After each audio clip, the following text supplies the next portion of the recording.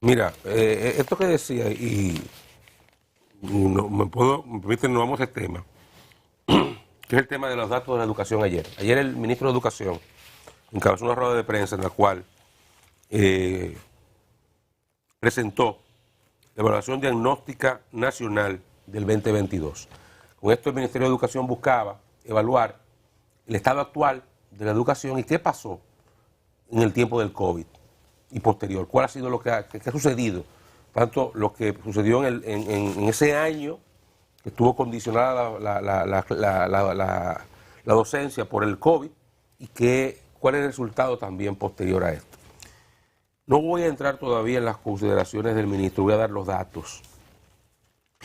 La directora, lo voy a leer, la directora de evaluación de calidad del MINER, Yamilé Valenzuela Calderón, indicó que el más reciente estudio se hizo para conocer los logros de los aprendizajes de los alumnos y determinar los efectos que tuvo la pandemia del COVID. Esto ya lo dije. Dice, apenas el 17%, 17, de 6.351 estudiantes de tercero de primaria que participaron en la investigación alcanzó un nivel satisfactorio en pruebas de lenguaje, mientras que un 37.2 obtuvo resultados aceptables que lo colocan entre los que tienen un básico desempeño y un 50.3 mínimo. En matemáticas, el 18.8% aprobó con la puntuación máxima, el 33.6 aceptable, 44.7 elemental. En sexto de primaria, lo otro fue... Nivel básico, elemental. Exacto, pero ahí también se evaluaron los cuartos años de bachillerato. Pero no los dos. Conseguimos, esto es tercero de primaria, esto es sexto de primaria, el otro nivel es sexto de primaria, es básico, exactamente es básico. De los 6.267, en lengua española, 33.6% satisfactorio, 51.4 aceptable, 15 elemental. En ciencias sociales, de 6.279, 11.3 sacó la calificación más alta, 54 la aceptable y 34.7 la mínima. En ciencias naturales, 8.7% bueno, 52.5 aceptable, 38.8 lo más bajo. En matemáticas, 0.7 satisfactorio, 34.6 aceptable, 64.7 elemental. El 0.7% tuvo nivel satisfactorio, o sea que pasaron la prueba. En tercero, o sea, ninguno pasaron. Ninguno, se acabaron todos. En secundaria, el 23% en lengua española, satisfactorio. En matemática, apenas el 8% pasaron la prueba. En ciencias naturales, 13%. Este resultado general, usted va a encontrar entre el 10 y el 15% de los evaluados. Pasa. Entre el 25 o el 30 y el 40% se parte, y entre el mismo número del 30 y el 40 o el 50% simplemente no sabe nada. Es lo más mínimo, lo más básico, lo más elemental. Ese es el resultado de una evaluación. ¿Qué promedio tuvo en 3 niveles, en cada nivel, sobre los 6.200 muestras del sistema educativo público? Y dice que la última evaluación que se notó un adelanto fue en el 17. O sea, hace 5 años que es para atrás que vamos. ¿Qué para atrás que vamos? ¿Qué le parece? Mira, el ministro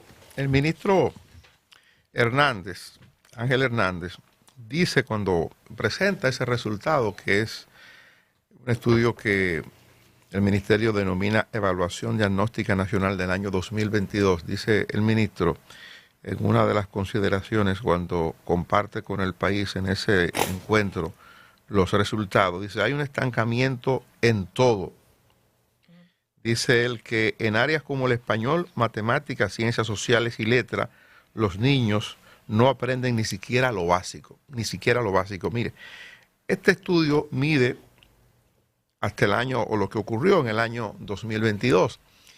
Del año 2022 al año 2011 son 11 años. Del 2012 al 2022 van 10 años, y pongo el 12 porque fue cuando comenzó a ejecutarse lo del 4% del presupuesto para educación. Cuando uno ve eso, uno tiene que preguntarse, bueno, yo sé y todo el mundo sabe que la educación no se va a transformar de un día para otro, que eso necesita un tiempo. Por eso una vez establecimos aquí lo que le llaman el plan decenal, y se ha estado procurando una especie de compromiso nacional para hacer algo similar, y que en el tiempo nos planteemos la posibilidad de revertir lo que ha ocurrido. Porque bueno, este es un diagnóstico de lo que ocurre aquí, pero cuando nos miden en materia de educación internacionalmente, quedamos pésimos. Y es el reflejo de lo que internamente sabemos que pasa. Yo digo, y me he estado preguntando ahora, frente a los reclamos nuevos que hacen los maestros de la Asociación Dominicana de Profesores, ¿qué cosa estamos haciendo? Porque frente a esto lo que uno hace es que se lamenta. El propio ministro se lamenta y denuncia esto, ¿verdad?, con mucha pena y vergüenza, pero yo me sigo preguntando, ¿y qué es lo que hacemos? ¿Cuáles son los cambios que estamos introduciendo para que esto sea distinto? A mí, y comparto esto mucho con colegas que tienen la responsabilidad de evaluar a periodistas, gente que sale de las universidades, graduado en comunicación social, que es lo mío, que es el área donde yo me desempeño y fue lo que estudié. Y la verdad que me da pena, pues, cuando un estudiante sale y usted le pone, mire, redácteme esto. Aquella expresión de Leonel Fernández que siempre la recuerdo, de que hay en el país no se sabe mucho conceptualizar. Es decir, usted es capaz de leer un texto de 10, 20, 40, 100, 200 páginas y usted no es capaz de decir qué es lo que quiso comunicar el autor, qué es lo que dice ahí, qué es lo que se está planteando, cuál es el argumento de eso que usted leyó, que lo tiene en sus manos. Y en el caso de los periodistas, que es un asunto que denuncio y digo con mucha pena, de verdad que no sé, el día pasado estaba aquí José Monegro en el programa y hablábamos de ese tema. José, que es director del periódico El Día y que tiene mucho que lidiar como nosotros con la comunicación, con la contratación de personal para trabajar en el área de comunicación. Uno dice, a un periodista lo forman, es un contador de historia, o la escribe, o la verbaliza, lo que fuere, pero es un contador de historia, es un narrador de acontecimientos importantes que se convierten en noticias por la característica de la novedad, de la distancia o de la proximidad o el involucramiento de la razón humana o de la persona, del hombre, o la mujer en sentido general. Pero es una falencia que a uno le da mucha pena, y frente a eso uno dice, solamente hay frustración. ¿Qué es lo que hacemos? ¿Cuál es el aporte que estamos haciendo desde el sector oficial? ¿Cuál es el aporte que juega un componente fundamental que son los maestros? ¿Cuál es el aporte que pudiera estar haciendo hoy la sociedad de padres y amigos de la escuela, que hay los que veo que se quieren convertir o querían convertirse en un partido político? Entonces, uno tiene que plantearse como ciudadano que vive aquí, ¿qué es lo que estamos haciendo? ¿Qué es lo que va a pasar? En este mundo de competencia, un profesional de Pedernales, un profesional de Higüey, un profesional de La Romana, de San Juan, hoy día con la globalización compite con un profesional de cualquier parte del mundo. Se hacen concursos de oposición para la contratación de un ingeniero para empresas internacionales o para una empresa X que opera en tal sitio, pero que igual con lo de teletrabajo puede tener empleado en cualquier parte del mundo. Y siempre vamos a estar en desventaja, lamentablemente, con estudiantes de sociedades mucho más desarrolladas, con estudiantes de otras sociedades no tan desarrolladas, pero que invierten bien en la educación y tienen resultados mejores o distintos a los que tenemos aquí. Eso que plantea el ministro y ese discurso que yo tengo permanentemente sobre el tema, a uno lo que hace es que le desalienta. Dani, perdóname, Johanna, un apunte muy puntual. Y no solamente, como tú muy bien apuntas, que perdemos competitividad con relación a otros jóvenes que van educándose en sociedades más desarrolladas. En esta misma sociedad se amplía la brecha. El jovencito que va a una escuela pública es solamente el más pobre. El que tiene 3 pesos para pagarle un colegito privado, aunque sea chiquito, aunque sea para garantizar que todos los días vaya al aula, lo paga. Entonces es que la clase media, media alta, que tiene acceso a educación de primer nivel aquí, aquí, y que la paga cara, pero la paga, esa juventud que va subiendo y que va a universidades después, es la brecha más alta con lo que van detrás. Que a diferencia de los que están en la capa más alta de la sociedad, en el 20%, el 80% está todos los días menos preparado. Ni siquiera un poquito mejor, es menos preparado, es peor, que están más brutos que antes. Eso dice la evaluación, no lo digo yo, lo dice la evaluación. Entonces no solamente con lo de fuera, con lo de aquí. Y esa es la semilla de esa desigualdad. Johanna. Sí, entre los 6.351 estudiantes evaluados de tercero de primaria, dice que el 82% de los evaluados pertenece al sector público y el 18% al sector privado. En sexto de primaria, una mayoría del 76% pertenece al sector público y el 24% al privado. Y en tercero de secundaria, el 83% al público y el otro 17% a los colegios. Me sorprende una declaración del señor ministro, o sea, de esto, de la comparación de lo que pasa en el sector público y lo que pasa en el sector privado. Dice el ministro que los estudiantes obtienen mejores resultados en el sector público que en el privado, situación que él atribuye al acompañamiento de los padres y la entrega en el proceso de los departamentos docentes administrativos de cada nivel. Esa parte no la entiendo. Sí, esa parte no me crea confusión, no la entiendo mucho realmente. Quisiera ver la data. Me gustaría ver más, yo creo que más declaraciones. O fue un lapsus de él, tal vez. Se experimentó un sitio, creo que en Jarabacoa, donde el nivel de la escuela pública es aceptable y está por encima de los colegios privados. Por el resto de esa declaración parecería un lapsus. Sí. Exactamente, todo lo dicho anteriormente y por las estadísticas previas, no sé, prefiero creer que fue una confusión en la redacción del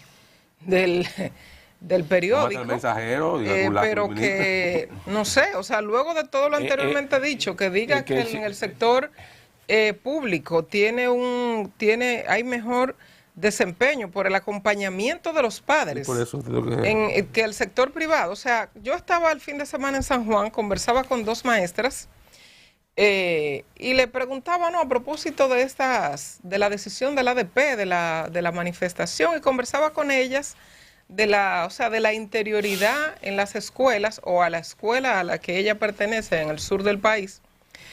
Y me decían, justificaban la manifestación para el tema de los pensionados y los jubilados, de los maestros pensionados y jubilados, dos maestras muy sesudas, o sea, muy conscientes de lo que tienen como responsabilidad en el sector público de la educación, o sea, lo que aportan ellas y lo que representan para la sociedad. Y me decían ellas que por ese lado apoyaban la manifestación, pero nunca estaban de acuerdo con que se dejaran de impartir la docencia. Me hablaban del contubernio entre los directores y los que suministran el desayuno o el almuerzo, que muchas veces llega en condición que ni siquiera los estudiantes, que nadie quiere comérselo. Que si el director no firma la llegada de ese desayuno o de ese almuerzo a esas escuelas, pues la persona que lo suministra no tiene forma de cobrar, pero que el director de distrito sí lo autoriza por encima del director muchas veces de esos centros educativos, entonces al final hay que pagarle. Pero me hablaban de mucho desinterés, hablaban del desinterés de muchos de los maestros que dejan los muchachos que no cumplen con sus horarios, que muchos maestros tienen que hacer el trabajo a otro grupo que ni siquiera pasa por las escuelas, me decían esas dos maestras. Y ahí conversábamos sobre la situación que se vive en el sector público de la educación, tratando yo de buscar información, porque a veces uno no tiene la oportunidad y solo parte de lo que dicen las autoridades o de lo que dice la ADP a través de los medios de comunicación. Siempre es bueno ir ante los protagonistas, que son los maestros y los estudiantes y la comunidad. Pero ojalá. Hablaban de la forma de manejarse del ministro de Educación, que debe tener una parte quizás menos arbitraria, ser más conciliador y tratar de buscar más la forma para evitar estas situaciones que se presentan en el sector público de la educación. Pero bueno, hablaba con dos maestras muy buenas maestras, partiendo de la responsabilidad que saben que tienen frente a sus estudiantes, con lo que tienen, con lo que comparten a diario. Bueno, mire, cambiando de tema, hoy el periódico Listín Diario insiste en